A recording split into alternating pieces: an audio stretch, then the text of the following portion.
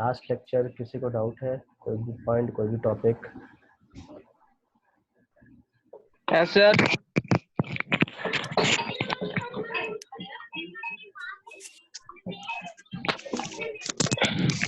नंदन बोलिए। Sir last वाला point समझा दिए सर।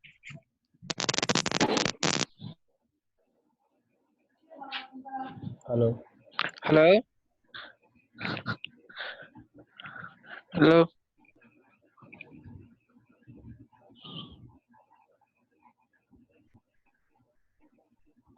शिवनंदन लिख के डालिए, कुछ सुनाई नहीं दे रहा। हेलो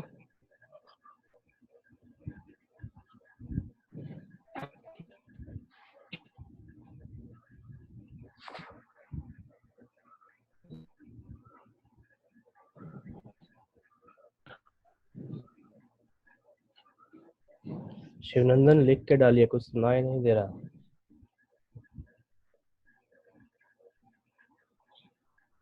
लास्ट पॉइंट मतलब पॉइंट का नाम।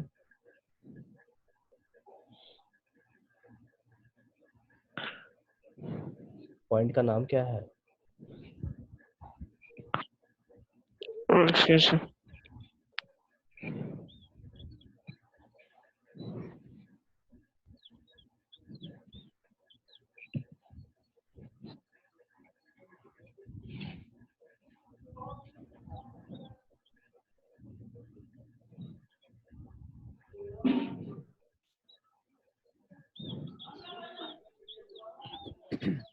HCP versus FCC। स्क्रीन दिख रहा सबको? स्क्रीन सबको दिख रहा है?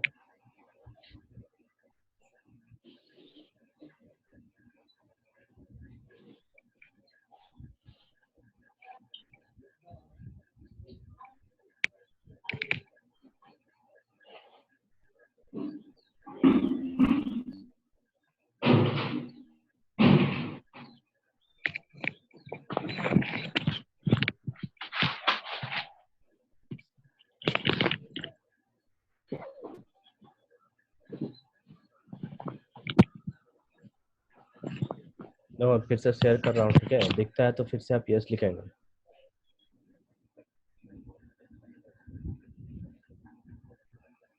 स्क्रीन दिख रहा है सबको?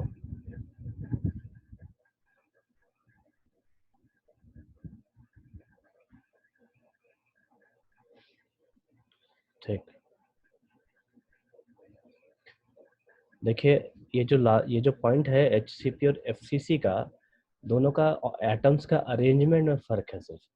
ये SCP को आप देखिए ए वाले पोजीशन में, इसका जो नीचे का 3 एटम है, ये नीचे का जो 3 एटम या 3 स्फेयर जो है, इसका ओरिएंटेशन और इसका जो ओरिएंटेशन है, सिर्फ ये फर्क है दोनों का। इसका एपेक्स पॉइंट उस साइड की ओर है, इसका एपेक्स पॉइंट इस साइड की ओर है। सिर्फ रिलेशन क्या है इनके बीच? इनका जो कोऑर्डिनेशन नंबर है वो आपका 12 होता है।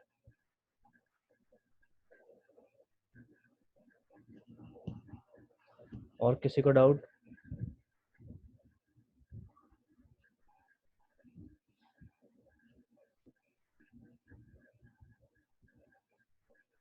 और किसी का कोई डाउट है?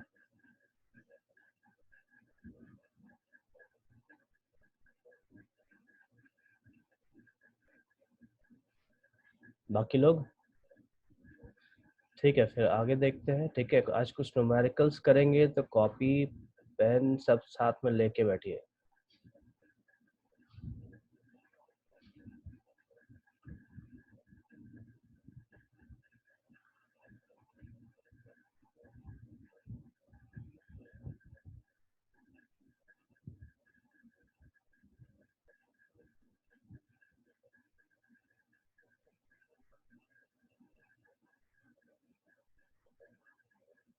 ये कल आपको वॉइड्स के बारे में बताया था, ठीक है?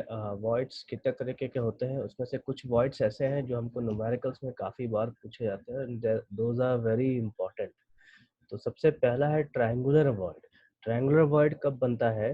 जब 3 स्फेयर के बीच में जो स्पेस बचेगा, जो ट्रायंगल का जैसा दिखना चाहिए हमको, उसको हम ट्रायंगुलर वॉइड कहेंगे। ठीक है, इनके जब सेंटर्स को हम मिलाएंगे, इन तीनों स्फेयर्स के सेंटर्स को, तो ये तीनों स्फेयर का सेंटर हमको एक ट्रायंगुलर ज्योमेट्री देगा और उसके बीच का जो एरिया होगा उसको हम ट्रायंगुलर वॉइड कहेंगे।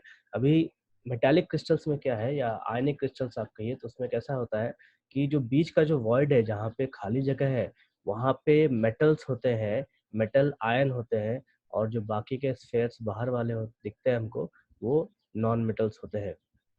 तो इस कंडीशन में रेडियस रेशियो निकलता है। रेडियस रेशियो जो होता है वो मेटल का radius divided by non metals का रेडियस, मतलब कैट आयन का radius divided by anion का रेडियस निकलता है, उसको हम कहते हैं रेडियस रेशियो। तो ये रेडियस रेशियो जो है वो हर किसी वॉइड्स में निकाला जाता है, r plus by r minus, मतलब r of cation divided by r of anion. इस अंदर वॉइड में जो भी मेटल आयन होगा उसका हम रेडियस लेंगे, और ये जो बाहर वाला होगा उसका हम रेडियस लेंगे, दोनों का रेशियो लेंगे, तो जो हमको मिलेगा वो इस वॉइड का रेशियो देगा।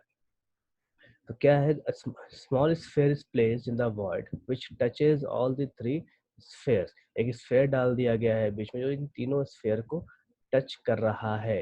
The radius ratio of these two sphere is R upon R, मतलब स्मॉल आर आपका इस वॉइड में जो स्फेयर है, ये छोटा वाला जो स्फेयर है हरा वाला, उसको दिया गया है, और जो कैपिटल आर है वो इस बड़े वाले स्फेयर को दिया गया है, लाल वाले को, इज इक्वल टू 0.155। चीज ध्यान रखिए, ये जो पॉइंट है 0.155, ये पॉइंट हमको, या ये वैल्यू हमको याद रखना पड़ता है, क्योंकि ये वैल्यू स्पेशली ट्रायंगुलर वॉइड्स के लिए आते हैं। तो जितने भी वॉइड्स क्रिएट होते हैं, जैसे triangular void, tetrahedral voids, octahedral voids, इन सब के लिए ये सारे पॉइंट्स, ये सारे वैल्यूज जनरेट होते हैं, और सबका वैल्यू अलग अलग होता है।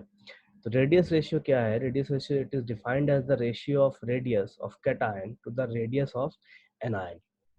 मतलब रेडियस ऑफ पॉजिटिव आयन होगा divided by radius of negative ion, उसको हम कहेंगे रेडियस रेशियो। तो पॉजिटिव आयन जो है वो हमेशा इस वॉइड में रखा जाता है, इसके लिए रेडियस ऑफ वॉइड भी लेते हैं, और नेगेटिव आयन जो है वो बाहर वाला स्फेयर होता है, इसके लिए हम रेडियस ऑफ एटम भी कई बार लिखते हैं।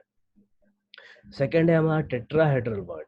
टेट्राहेड्रल वॉइड कल ही आपको बताए थे कि ट्रायंगुलर वॉइड, जो ट्रायंगुलर वॉइड क्रिएट हो रहा है उसके ऊपर अगर एक और स्फेयर रख दिया जाए, जैसे मैंने कल आपको ट्रायंगुलर वॉइड दिखाया था, उसके ऊपर एक और स्फेयर रखा था, वो नींबू दिखा के दिखाया था आपको, एक स्फेयर रख दिया, जो उससे जो वॉइड क्रिएट होता है उसको हम टेट्राहेड्रल वॉइड कहते हैं।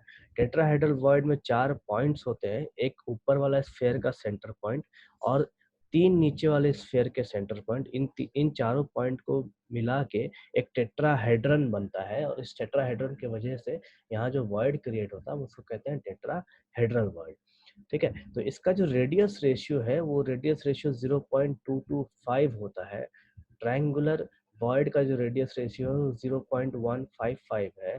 टेट्राहेड्रन का जो वॉइड का रेडियस रेशियो है वो 0.225 होता है। Then coordination number is again 4। Coordination number क्या है कि अब देखो इस वॉइड में, इस टेट्राहेड्रल वॉइड में अगर हमने इस बीच में कुछ स्फेयर डाल दिया, या बीच में कोई आयंस डाल दिए, तो वो जो स्फेयर या आयन होगा वो क्या करेगा, इन चारों स्फेयर को टच करेगा। तो उस वॉइड के लिए, उस वॉइड में जो भी चीज होगा उसका जो कोऑर्डिनेशन होगा वो इन सब के को जोड़ कर होगा, मतलब चारों को टच कर 4 कोऑर्डिनेशन नंबर दिखाएगा। ठीक है, then number of tetrahedral voids. अब ध्यान दीजिए, न्यूमेरिकल्स में पूछता क्या है। न्यूमेरिकल्स में एक्चुअली पूछा है, ऑब्जेक्टिव में ये पूछा जाता है कि अगर टोटल नंबर ऑफ स्फेयर्स 10 है तो टेट्राहेड्रल वॉइड्स कितने होंगे। अगर टोटल नंबर ऑफ स्फेयर्स 10 है, या 20 है, या 25 है, कुछ भी है, तो टेट्राहेड्रल वॉइड्स कितने होंगे। ध्यान रखिए, टेट्राहेड्रल वॉइड्स जो है वो हमेशा डबल होते हैं अपने नंबर ऑफ स्फेयर्स से, या नंबर ऑफ एटम से। तो अगर 10 स्फेयर दिया जाए तो टेट्राहेड्रल वॉइड्स उसका 2 गुना हो जाएगा, 20 हो जाएगा। इसलिए मैंने यहाँ लिखा है number of tetrahedral voids is equals to 2 into number of atoms. That is, if n number of atoms are present in any solid, then total number of tetrahedral voids is equals to 2n. मतलब अगर n number of spheres दे रखा है तो tetrahedral void 2n हो जाएगा।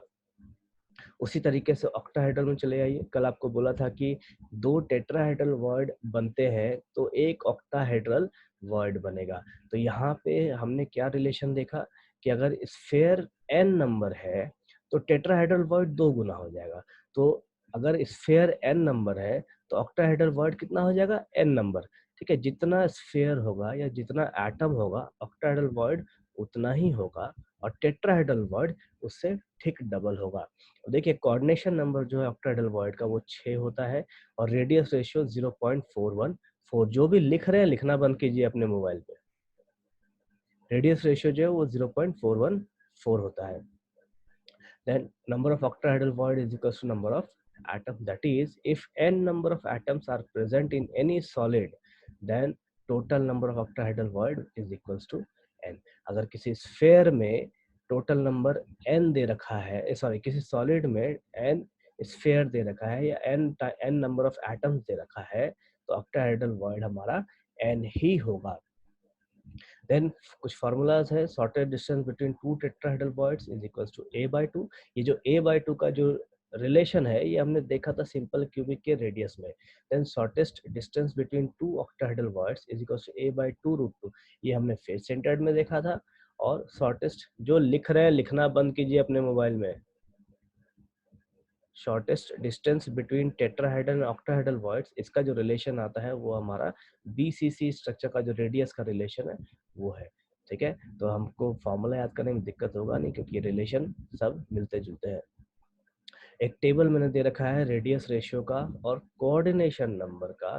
ठीक, कि radius ratio अगर किस किस रेंज में होगा तो कोऑर्डिनेशन नंबर कितना होगा। जैसे 0.155 का रेडियस रेशियो है और 0.225 तक रहेगा, अगर 225 तक नहीं होना चाहिए, 0.225 से ये कम ही होना चाहिए। तो ये हमको प्लेन ट्रायंगुलर वॉइड दिखाएगा। जो हमने ट्रायंगुलर वॉइड ये पहला वाला देखा है, इसका ये रेंज है कि 0.155 से 0.225 तक होता है, और कोऑर्डिनेशन नंबर इसका 3 होता है। उसके बाद सेकंड है हमारा 0.225 से 0.414, मतलब 0.225 से 0.414 से नीचे होना चाहिए, इसके ठीक बराबर नहीं। तो उसमें कोऑर्डिनेशन नंबर 4 हो जाएगा और ये टेट्राहेड्रल वॉइड हमको देगा। देन अगर रेडियस रेशियो 0.414 से 0.732 तक हो तो कोऑर्डिनेशन नंबर 6 होगा, और हमारा जो वॉइड होगा वो ऑक्टाहेड्रल वॉइड बनेगा। और 0.732 से अगर 1.0 हो तो कोऑर्डिनेशन नंबर 8 हो जाएगा, और ये हमको क्यूबिक या बॉडी सेंटर्ड हमें वॉइड देगा। जो हमने लास्ट में बॉडी सेंटर्ड वॉइड देखा था वो वैसा पोजीशन देगा, ये जो हमने कल देखा था इस टाइप का, ऐसा वाला। ठीक, इस केस में जो रेडियस रेशियो होगा वो 0.732 से 1.0 के बीच होना चाहिए। अब न्यूमेरिकल्स बनाने के लिए आपको ये पॉइंट्स याद होने चाहिए। ठीक है, फिलहाल हम लोग आज प्रैक्टिस करेंगे कुछ। देन एक और टेबल दिया है मैंने, calculate the ionic calculation of ionic radius. ठीक है, फेस सेंटर्ड में अगर इस टाइप के रिलेशन हो, जैसे कैट आयन का रेडियस प्लस एन आयन का जो रेडियस है उसका वैल्यू होता है a/2, और बॉडी सेंटर्ड में कैट आयन और एन आयन का जो रेडियस को ऐड करते हैं वो हमको मिलता है √3a/2।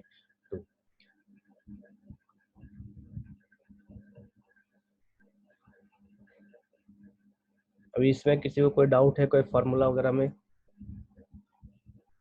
तो उसके बाद हम लोग न्यूमेरिकल्स करेंगे। ठीक है, तो कुछ फार्मूलाज में अगर डाउट है समझने में तो पूछ लीजिए।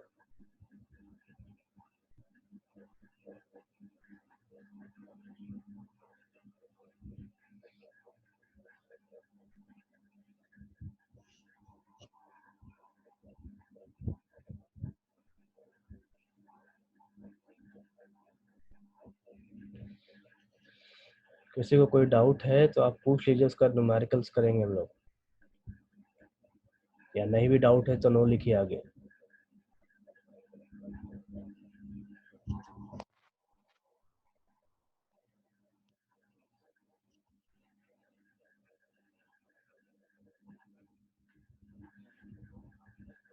रोशन, ये जो फार्मूलाज है ये प्रैक्टिकल बेस्ड है। ठीक है, आपको फार्मूला सिर्फ पढ़ना है, उसका डेरिवेशन नहीं पढ़ना हम लोगों को। इस फार्मूले के ऊपर हमारा न्यूमेरिकल्स आता है, डेरिवेशंस वगैरह नहीं आता।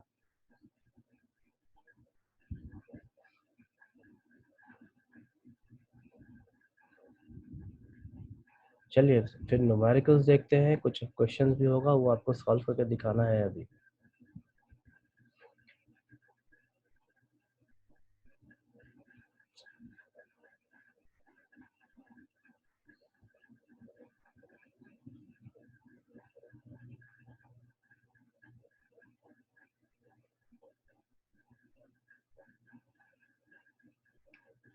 देखिए सबसे पहला क्वेश्चन दिया है मैंने, compound forms hexagonal close packed structure, what is the total number of voids in 0.5 mole of it.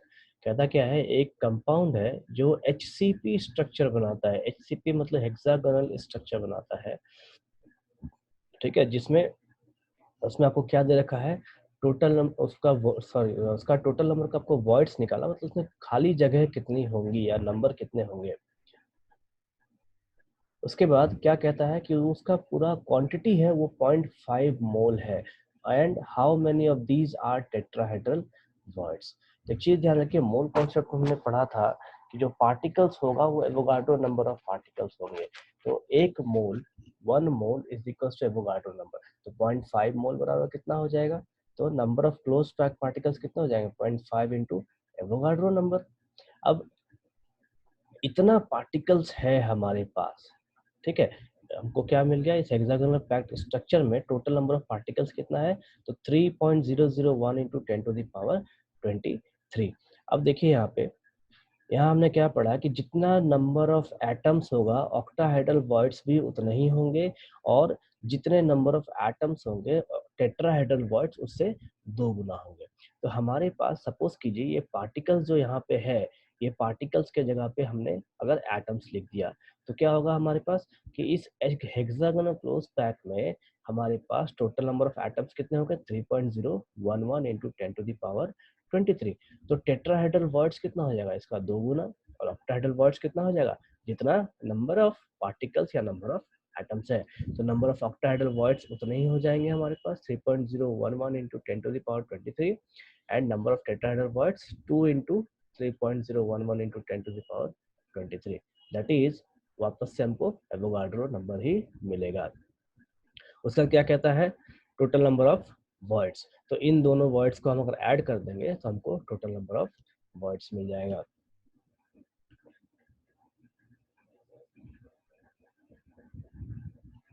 Question में डाउट कुछ, क्वेश्चन देखिए एक बार वापस से, ठीक है, क्वेश्चन देखिए, क्वेश्चन का सारा स्टेप देखिए, देख लेने के बाद अगर आपको डाउट है तो आप वापस से लिखिए उसमें, ठीक है, डाउट नहीं है तो नो लिखिए, फिर मैं आगे सेकंड क्वेश्चन समझाऊंगा।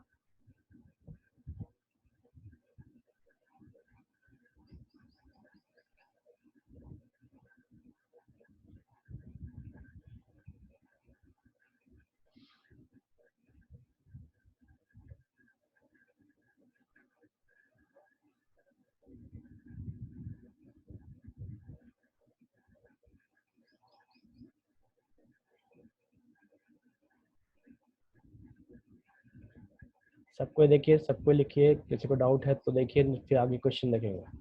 सबको एक बार ठीक से देख लीजिए, क्वेश्चन ढंग से देखिए, ढंग से समझिए।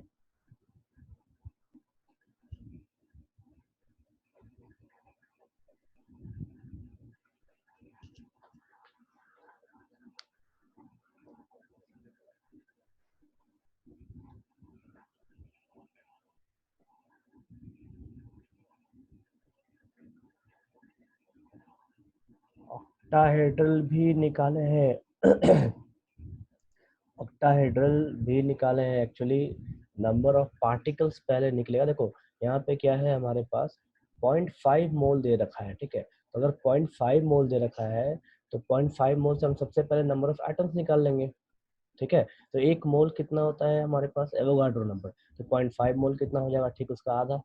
तो आधा हमारे पास टोटल एटम्स कितने हो जाएंगे, एवोगाड्रो नंबर का आधा एटम्स, ठीक है।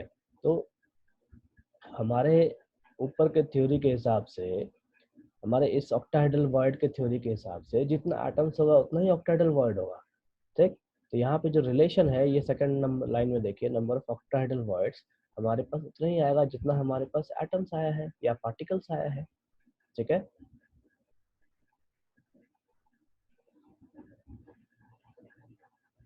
हो गया।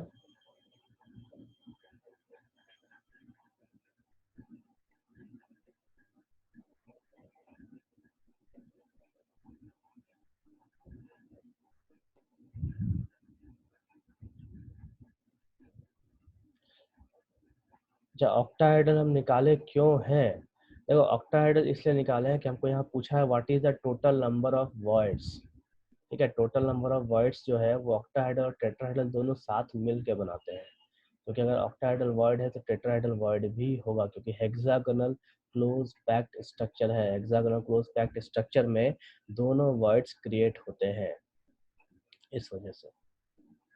ठीक है रोशन।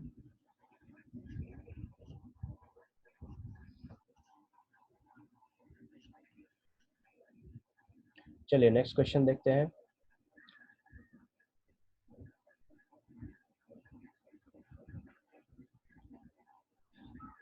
तो नेक्स्ट सेकंड क्वेश्चन क्या है? ए compound is form by two elements m and n। कहता क्या है? एक कंपाउंड है जो दो एलिमेंट से बना है, m और n से। अब एक चीज ध्यान रखिए, हमको सॉलिड स्टेट्स में जो क्वेश्चन है वो कई तरीके से आता है। कई बार क्या है कि फॉर्मूला पूछेगा, फॉर्मूला बताइए, चाहे ये पूछेगा कि दो एलिमेंट से कंपाउंड बना है और उसका रेशियो बताइए क्या है दोनों का, या फिर बोलेगा कोई कंपाउंड बना है उसमें टेट्राहेड्रल वर्ड्स कितने हैं, ऑक्टाहेड्रल वर्ड्स कितने हैं। ठीक है, इस टाइप से पूछता है, या स्ट्रक्चर कौन सा है वो सारा पूछता है। तो इस क्वेश्चन में देखिए, a compound is formed by two elements m and n. The element N forms CCP structure, cubic closed packing structure, and atoms of M occupy one third of tetrahedral words. What is the formula of the compound? कहता क्या है कि जो MN से compound बना है उसमें से N का जो स्ट्रक्चर है वो CCP का स्ट्रक्चर है, क्यूबिक क्लोज पैकिंग का स्ट्रक्चर है, एंड एटम्स, और जो M है, एटम्स ऑफ M है, वो क्या कर रहा है? तो टेट्राहेड्रल वर्ड जितने भी बन रहे हैं उसका 1/3 वैल्यू ही ऑक्यूपाई कर रहा है। तो फॉर्मूला क्या होगा कंपाउंड का? अब देखिए यहाँ लिखा गया, the atoms of the element n form CCP lattice, hence the number of tetrahedral words is equal to 2 into number of atoms of the element n। अब देखिए टेट्राहेड्रल वर्ड्स जो है CCP में क्या है, 2 गुना होता है उसका n का। तो क्वेश्चन के हिसाब से क्या हो जाएगा, m जो है उसका 1/3 मिलने वाला है हमको। ठीक, तो 2 into 1/3 मतलब टोटल नंबर ऑफ जो एटम्स है हमारे पास वो 2 गुना का 1/3 होना चाहिए, तो 2 into 1/3, और ये हमको टोटल नंबर ऑफ n का एटम्स दे देगा। तो इसका रेशियो निकालेंगे m/n का, तो m का जो वैल्यू है वो 2/3 है और n का जो वैल्यू होगा वो 1 आएगा, और रेशियो हमको 2:3 देगा। तो जो हमारा फॉर्मूला है वो भी हमको m/n3 मिलने वाला है। एक बार इस क्वेश्चन को, इस एग्जांपल को आप ढंग से एक बार देखिए। ठीक है, कोई डाउट है तो वापस से पूछिए।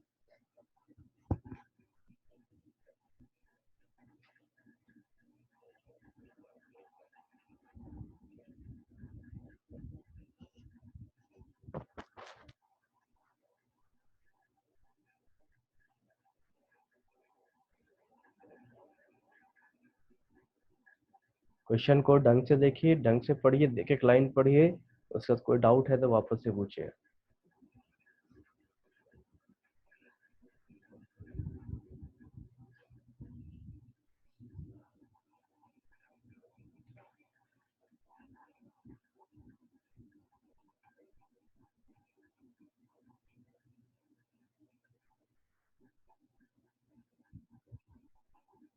देखिए क्वेश्चन कहता क्या है कि एक कंपाउंड है जो m और n दोनों से बना है, ठीक, जिसमें से n जो है, n आपका क्यूबिक क्लोज पैकिंग का फॉर्मेशन देता है। अब इन दो एलिमेंट में से n जो है ये आपका क्यूबिक क्लोज पैकिंग दे रहा है। ठीक है, तो क्यूबिक क्लोज पैकिंग में n जो होगा वो हमारा नंबर ऑफ एटम्स हो जाना चाहिए। ठीक, ध्यान रखिए नंबर ऑफ एटम्स जो क्यूबिक क्लोज पैकिंग का बन रहा है वो n की वजह से बन रहा है, तो जितना n होगा उतना ही हमारे पास नंबर ऑफ एटम्स होगा। ठीक है, अब इस क्यूबिक क्लोज पैकिंग में ये जो m है, m क्या कर रहा है, ये टेट्राहेड्रल वॉइड्स को घेर रहा है, मतलब टेट्राहेड्रल वॉइड्स में जा रहा है। ध्यान दीजिए, मैं आपको फिगर में दिखाता हूँ वापस से।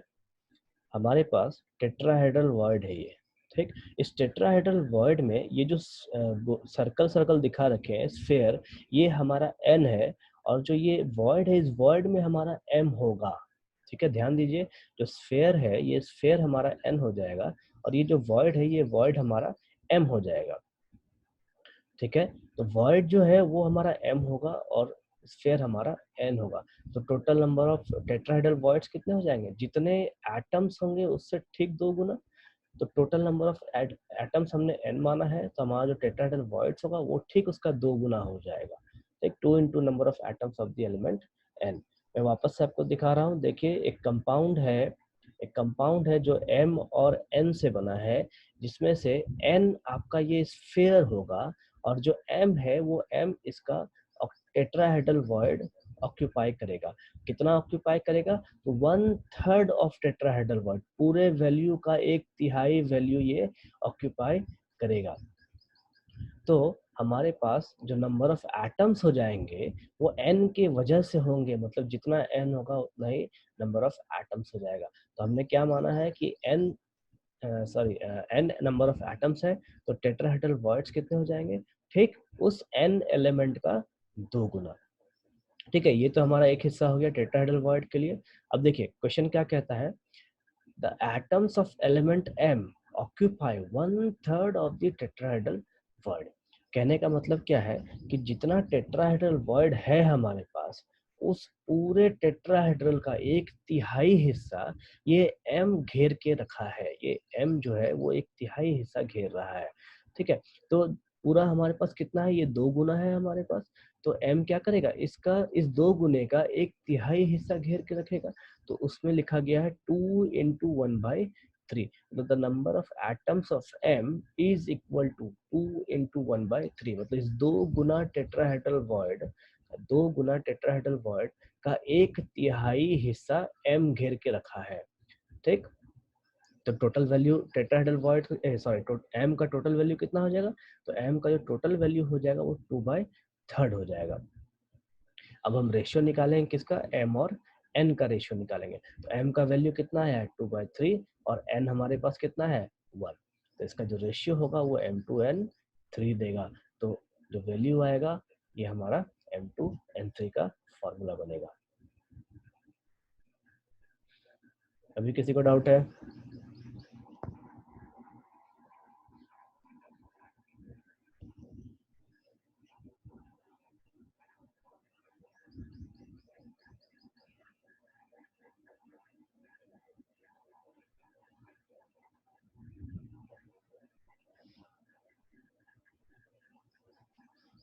चलिए मैं वापस से आपको एक बार स्क्रीन छोड़ रहा हूँ, वापस से आप एक बार फिर से पढ़िए, फिर से देखिए, ठीक है। और इन दोनों क्वेश्चन को आप फटाफट उतारिए अपने कॉपी में, ताकि नेक्स्ट क्वेश्चन बनाने में आसानी रहेगा। जितनी जल्दी हो सके उतनी जल्दी उतारिए इस क्वेश्चन और आंसर दोनों।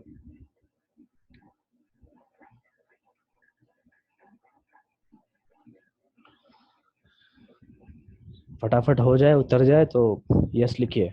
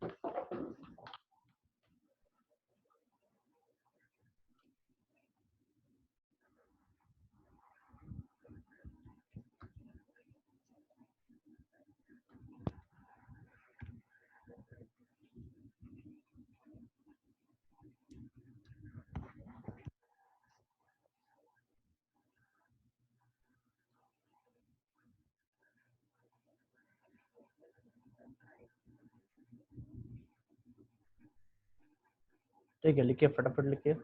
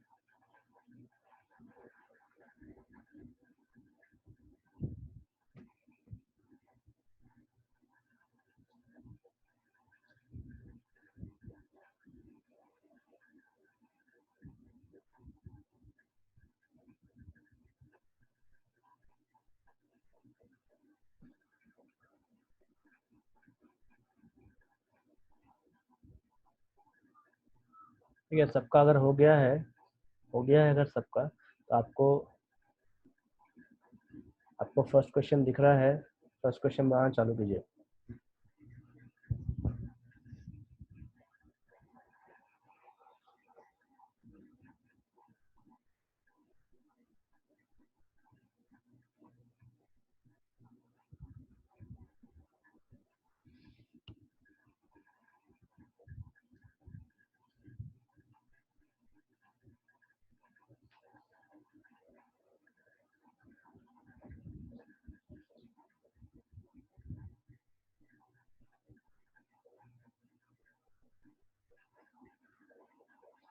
जिनका जिनका हो गया है आप फर्स्ट क्वेश्चन बनाना चालू कीजिए। प्रैक्टिस प्रॉब्लम जो दिख रहा है वो आपको बनाना है, बना के दिखाना है अभी।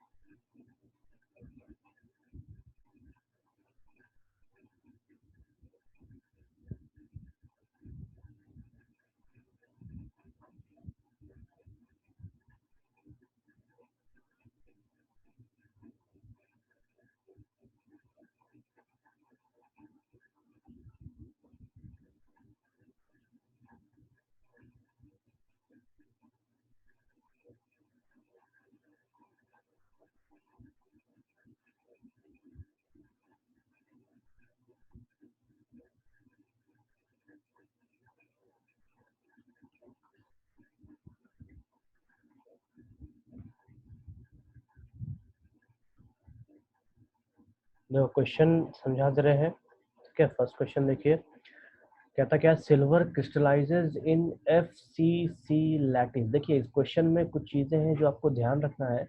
ध्यान कैसे रखना है कि सबसे पहले ध्यान दीजिए क्वेश्चन में लैटिस कौन सा दिया है। सॉलिड स्टेट का जो क्वेश्चन है उसमें सबसे पहले लैटिस को देखिए, उसमें क्या दे रखा है, FCC लैटिस, ठीक है। अभी FCC लैटिस में हमें सबसे पहले एक बात पता चलता है कि इस लैटिस में नंबर ऑफ एटम्स कितना होगा। तो FCC लैटिस में जो फेस सेंटर्ड क्रिस्टल है, फेस सेंटर्ड क्रिस्टल, ध्यान रखिए ये फेस सेंटर्ड क्रिस्टल में हमेशा नंबर ऑफ एटम्स जो है वो 4 होता है। जैसे सिंपल क्यूबिक में एक था, फेस सेंटर्ड में 4 है, और अपना जो बॉडी सेंटर्ड है उसमें 2 होता है, ठीक है। ये हमको याद रखना होगा। तो हमको यहाँ से नंबर ऑफ एटम्स मिल जाएगा कि इस फेस सेंटर्ड में नंबर ऑफ एटम्स कितना है, वो 4 होना चाहिए। अब देखिए एक चीज क्या है यहाँ, उसका क्या कहता है, if edge length of the cell is 4.07 into 10⁻⁻8 centimetre. Edge length क्या हो गया, क्यूब का जो साइड का लेंथ है जिसको हम ए से डिनोट करते हैं, उसका वैल्यू दे रखा है इतना, ए का वैल्यू है इतना। उसके बाद दे रखा है आपको density is equals to 10.5 gram per centimetre cube.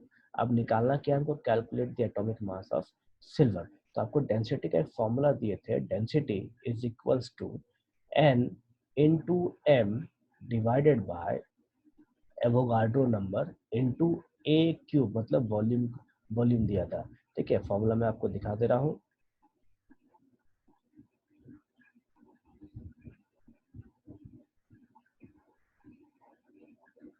देखिए यहाँ फॉर्मूला आपको दिया है मैंने, ये वाला n इंटू फॉर्मूला मास चाहे एटॉमिक वेट जो भी है, जो भी दिया हो क्वेश्चन में उसके हिसाब से चलना है हमको, उसका एवोगाड्रो नंबर, और ए क्यूब चाहे वॉल्यूम। ठीक है, तो हमको यहाँ से क्या निकालना है, हमको इसमें से हमको एटॉमिक वेट निकालना है। ठीक है, हमको ए दिया हुआ है, एन का वैल्यू हमारा एफसीसी से हमको पता होता है कि 4 होता है, एवोगाड्रो नंबर हमको पता होता है, हमको ये वेट निकालना है।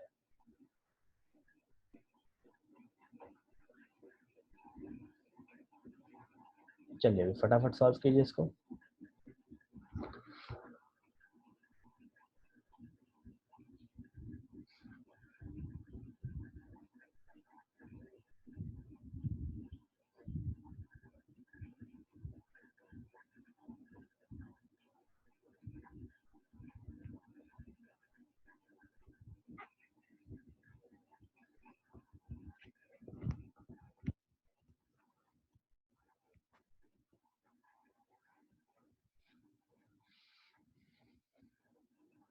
जिसका आंसर आता है आप चैट में लिखेंगे, ठीक है, व्हाट्सएप में नहीं डालना है।